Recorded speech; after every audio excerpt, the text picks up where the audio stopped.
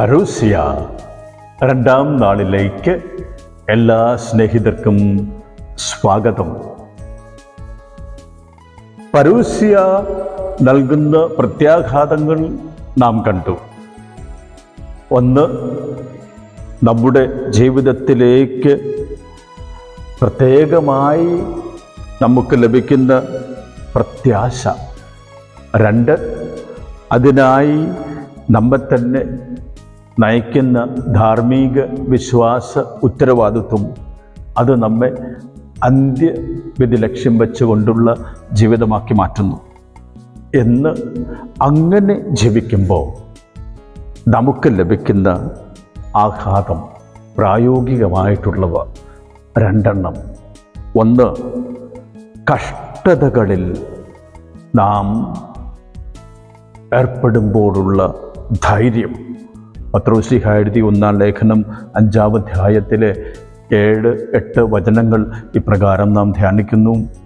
നിങ്ങൾ സമചിത്തതയോടെ ഉണർന്നിരിക്കുവിൻ. നിങ്ങളുടെ ശത്രുവായ പിശാച് അലറുന്ന സിംഹത്തെപ്പോലെ ആര് വിഴുങ്ങണമെന്ന് അന്വേഷിച്ചുകൊണ്ട് ചുറ്റി നടക്കുന്നു. മത്തായി 16:24-25. ആരെങ്കിലും എൻ്റെ ശിഷ്യനാകാൻ ആഗ്രഹിക്കുന്നെങ്കിൽ അവൻ തന്നെ തന്നെ പരിത്യജിച്ച് തൻ്റെ കുരിശുമെടുത്ത് എൻ്റെ പിന്നാലെ വരട്ടെ.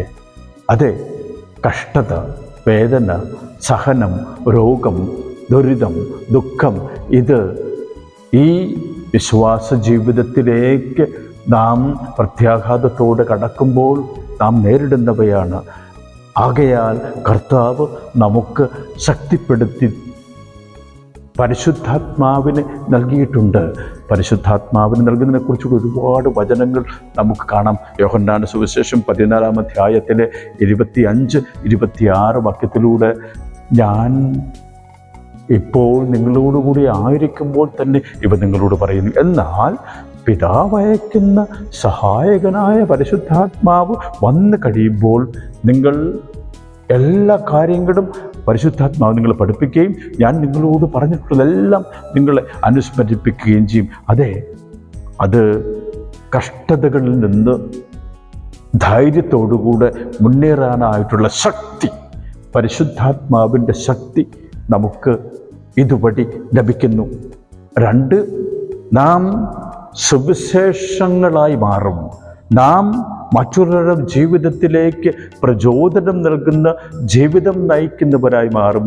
മറ്റൊരു വാക്കിൽ പറഞ്ഞാൽ സുവിശേഷവൽക്കരണം എന്നിലൂടെ ഞാൻ അന്വർത്ഥമാക്കും. കത്തോലിക്ക സഭയുടെ മതബോധ ഗ്രന്ഥം നമ്മെ പഠിപ്പിക്കുന്നതും അതാണല്ലോ. Every baptised Christian is an evangelist. നാം മാമോദീസായിലൂടെ പരിശുദ്ധാത്മാവിൻ്റെ ശക്തീകരണം സ്വീകരിച്ചുകൊണ്ട് സുവിശേഷ പ്രഘോഷകരായി മാറും. ക്രിസ്തുവിൻ്റെ മടങ്ങിവരവ് ആസന്നമായിരിക്കുന്നു എന്നറിയുന്നതിനാൽ സുവിശേഷം പങ്കുവയ്ക്കാനുള്ള ത്വര പല അവസരങ്ങളിൽ അല്ല, നമ്മുടെ ജീവിതത്തിൽ തന്നെ നമുക്കുണ്ടാകാൻ ഈ പരൂസ്യ നമ്മെ അനുഗ്രഹിക്കട്ടെ. കർത്താവ് നിങ്ങളോടുകൂടെ. സർവശക്തനായ ദൈവം, പിതാവും പുത്രനും പരിശുദ്ധാത്മാവും തൻ്റെ അഭിഷേകത്താൽ, ആത്മാവിൻ്റെ ചൈതന്യത്താൽ നിങ്ങളെ അനുദിനം ഉജ്ജ്വലിപ്പിക്കുമാറാകട്ടെ. ആമേൻ.